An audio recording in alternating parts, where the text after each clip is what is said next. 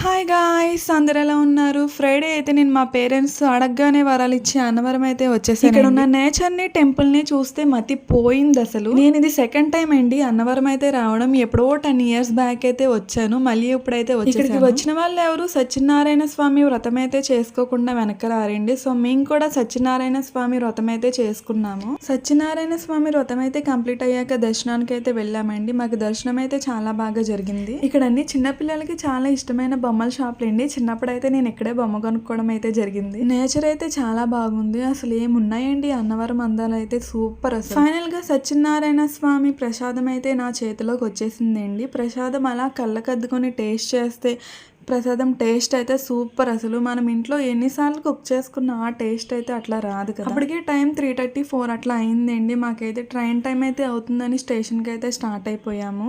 స్టేషన్కి వచ్చేసరికి అక్కడైతే మంకీ కనిపించింది. గాయస్ ఆకలిగా ఉంటుందేమో అని నేను బనానా అయితే మంకీకి ఇచ్చేసాను.